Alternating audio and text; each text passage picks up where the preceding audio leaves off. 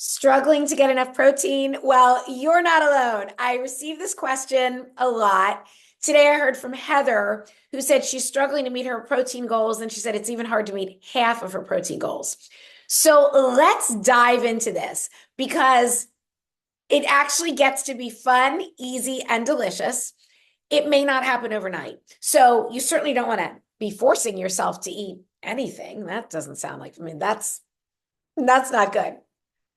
But I'm going to give you some tips today that no matter where you are on your protein goals, I know this is going to help you. So, first of all, why should you have a protein goal?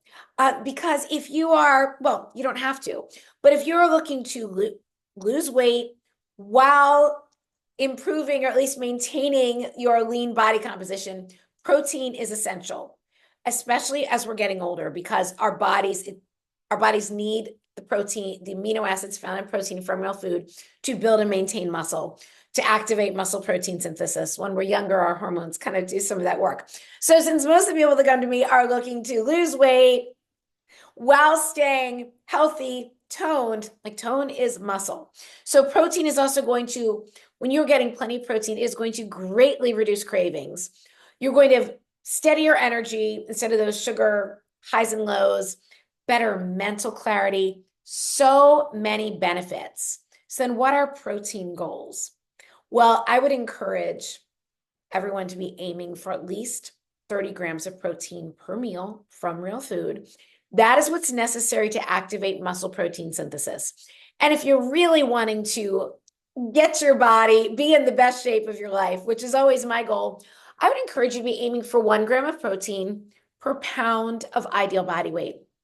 So, for example, say you weigh 150 pounds, you want to get down to 140, you'd want to have a protein goal of around 140 grams of protein a day. Again, this is a starting point.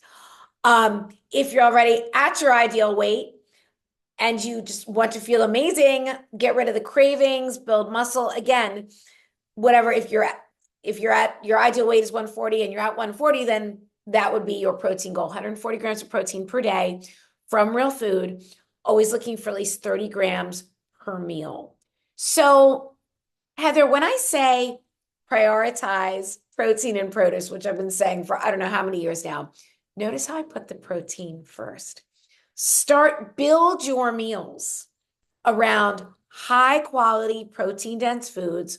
We are talking beef, like build a bigger burger, steak, fish and shellfish, chicken, turkey, maybe some low fat dairy like cottage cheese or Greek yogurt. So you're going to look for the foods that are high in protein while being relatively low in calories. So you're getting a lot of protein for not that many calories.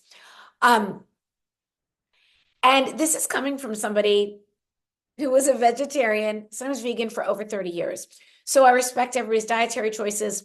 My brain and body are better on animal protein. I've been consuming it in nice quantities for about the last 15 years, and everything in my life has improved. When I say everything in my life has improved, everything in my life has improved as a result of this change. Because again, when you're feeling better, you do better. You have more energy, then your workouts are more fun, and you're sleeping better, all of the things. And then you're more selective about how you spend your time and who you're spending it with. Everything gets better. Trust me on this. So there are some tips, start the meal with protein. Look at increasing the portion size of your protein source in the meal.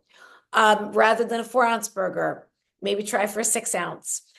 Typically 4 ounces of ground beef or ground turkey has around 22 grams of protein, maybe a little more for like the leaner beef. But if you have a 6-ounce burger, suddenly you're up to at least 33 grams of protein. An 8-ounce burger is 44 grams.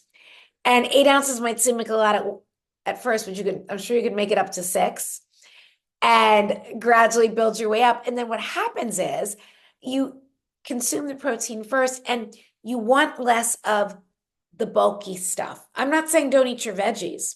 Veggies are great. They have antioxidants, all these micronutrients, but we don't need to be stuffing ourselves with giant portions of them. That leads to bloating, digestive distress, all of the things.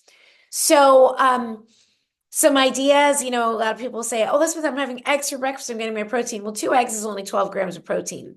So I would say have more eggs, or better yet, pair it with another like really protein dense source. I have a turkey sauce. Oh, so many ideas in my cookbook, Happier, especially Happier, Healthier, and Hotter, the second book. So I have this great turkey breakfast sausage recipe that is so delicious and so easy. Or I've been known to add ground beef to my eggs, cottage cheese. You got to try it. It's really good. Albacore tuna is already a great protein source. A small can of like the regular size can of albacore tuna is about 29 grams of protein. I have a recipe for a protein packed tuna salad that is 40, I think it's 40 grams per serving, maybe more than that. Because I boost the protein using Greek yogurt instead of mayo and then adding a chopped egg. And it's so good. So there's so many things you can do, but just start with the protein first. You don't want to rely on protein powders like shakes, bars.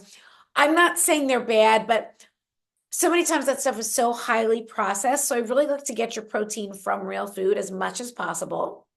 I do some protein shakes in my latest cookbook that don't have protein powder in them. The only protein powder I use on a regular basis is collagen peptides.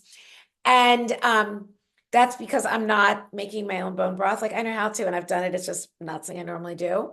So I do believe collagen is super helpful for us.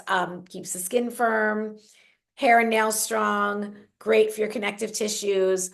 So Heather, hope that you found this helpful. Please feel free to reach out with any more detailed comments or questions or examples, and I will absolutely help you out. And if you're enjoying my YouTube content, please subscribe, save, share. Let's get the message out there. You can love your body and your life at any age. This is 58, no filters.